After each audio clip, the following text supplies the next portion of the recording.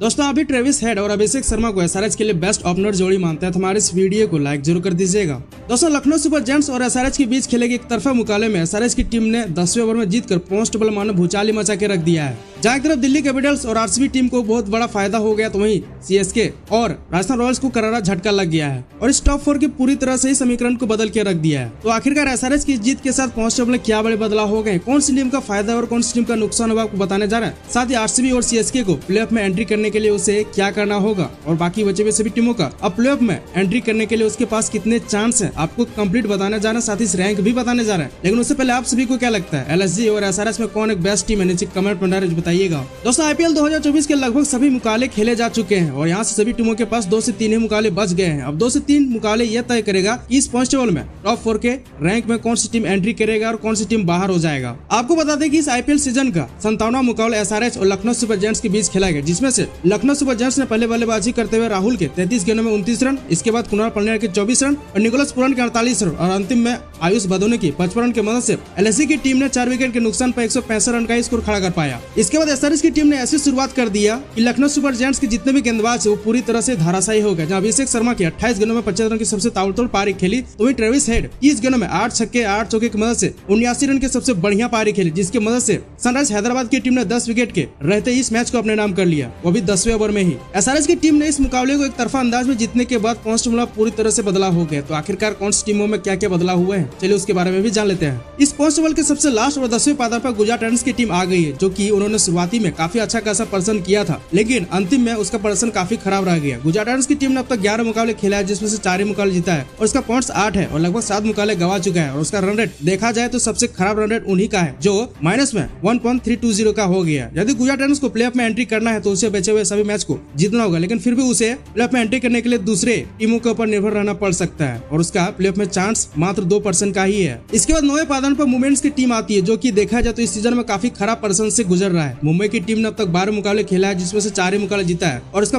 Points 8 हो गया और लगभग 8 मुकाबले गवा चुका है और उसका रन रेट 0.212 का हो गया है। और देखा जाए तो मोमेंट्स की टीम ऐसी पहली टीम है जो कि इस सीजन से वो ऑलमोस्ट बाहर हो चुका है। इसके बाद 8वें पायदान पर पंजाब की टीम आती है, जो कि अब तक 11 मुकाबले खेला है, जिसमें से 4 ही मुकाबले जीता है और उसका पॉइंट्स 8 है और 7 मुकाबले गवा चुका है और उसका रन रेट के बारे में बात करें तो माइनस में 0.187 का हो गया। यदि पंजाब की टीम को यहाँ से प्लेऑफ में एंट्री करना है तो बचे हुए 3 मुकाबले को जीतना होगा, जिससे उसके 14 पॉइंट हो जाएंगे, लेकिन फिर भी उसे प्लेऑफ में एंट्री करने के लिए दूसरे टीमों के हार और जीत के ऊपर निर्भर रहना पड़ सकता है। ऐसे में उसका प्लेऑफ में एंट्री करने का चांस केवल 3% का ही रह गया है। इसके बाद 7वें पायदान पर आरसीबी की टीम आती है, जो कि शुरुआत उन्होंने काफी खराब प्रदर्शन किया है, लेकिन इसके बाद अंतिम में जो भी मैच खेले हैं उसमें से शानदार वापसी किया है। आरसीबी की टीम ने अब तक 11 मुकाबले खेला है, जिसमें से 4 मुकाबले जीता है और उसका पॉइंट्स 8 है और लगभग 7 मुकाबले गवा चुका है और आरसीबी की टीम का रन रेट के बारे में बात करें तो माइनस में 0.049 का हो गया है। यदि आरसीबी की टीम को यहाँ से प्लेऑफ में एंट्री करना है तो उसे बचे हुए जितने भी मुकाबले हैं वो एक बड़े मार्जिन के साथ जीतना होगा, कम से कम 40 से 50 रन, और यदि दूसरे नंबर पर बल्लेबाजी करता है तो उसे कम से कम 10 से 15 ओवर के बीच में जीतना होगा, जिससे उसे रन रेट में अच्छा खासा सुधार हो सकता है और यहाँ से वो प्लेऑफ में एंट्री कर सकता है। लेकिन इसका प्लेऑफ में एंट्री करने का चांस केवल अब 5% का ही रह गया है। इसके बाद 6ठे पायदान पर एलएसजी की टीम आ गई, जो कि एसआरएच टीम को हारने के बाद उसे करारा झटका लग गया। देखा जाए तो एलएसजी की टीम शुरुआती सीजन में काफी अच्छा खासा उन्होंने प्रदर्शन किया था, लेकिन जब से उन्होंने लास्ट सीजन के मैच खेल रहे हैं ऐसे में उसका परफॉर्मेंस पूरी तरह से बिगड़ के रह गया। एलएसजी की टीम ने अब तक 12 मुकाबले खेला है, जिसमें से 6 ही मुकाबले जीता है और उसका पॉइंट्स 12 और 6 मुकाबला गवा चुका है और उसका रन रेट के बारे में बात करते हैं माइनस में 0.769 का हो गया और उसे प्लेऑफ में एंट्री करने के लिए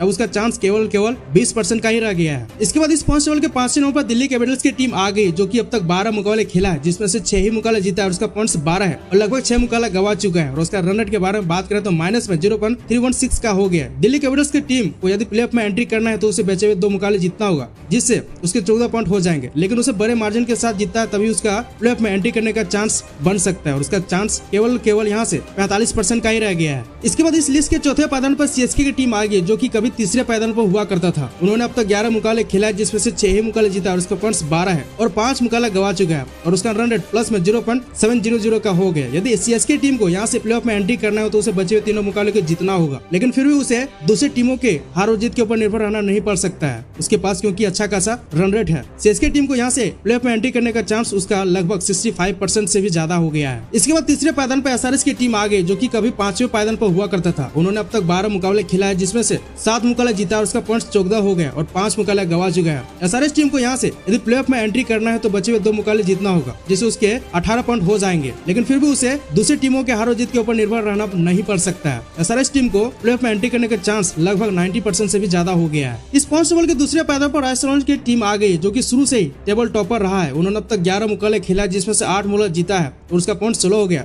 और 3 मुकाबले गवा चुका है और उसका रन रेट के बारे में बात करें तो प्लस में 0.476 का हो गया। राजस्थान रॉयल्स की टीम को यहाँ से जीतना होगा 2 ही मुकाबले, तो वो प्लेऑफ में एंट्री कर सकता है और उसका प्लेऑफ में एंट्री करने का चांस 95% का हो गया है। इस पॉइंट्स टेबल के सबसे टॉप 1 पर केकेआर की टीम आती है, जो कि शुरू से ही काफी अच्छा खासा प्रदर्शन करते हुए नजर आ रहा है। उन्होंने अब तक 11 मुकाबले खेला है, जिसमें से 8 मुकाबले जीत लिया है और उसका पॉइंट 16 का हो गया है और अब तक 3 ही मुकाबले गवाया है। और इसका रन रेट के बारे में बात करें तो इस पॉइंट्स टेबल में सबसे बढ़िया और सबसे बेस्ट रन रेट उन्हीं का है। उसका रन रेट प्लस में 1.453 का हो गया है। केकेआर टीम को यहाँ से प्लेऑफ में एंट्री करने का उसका चांस 99% का है। वैसे दोस्तों, आप सभी को क्या लगता है कि इस बार का आईपीएल के खिताब कौन सी टीम लेके जाएगी? नीचे कमेंट में राय जो बताइएगा और क्रिकेट अपडेट के लिए हमारे चैनल को सब्सक्राइब कर लीजिएगा। जय हिंद।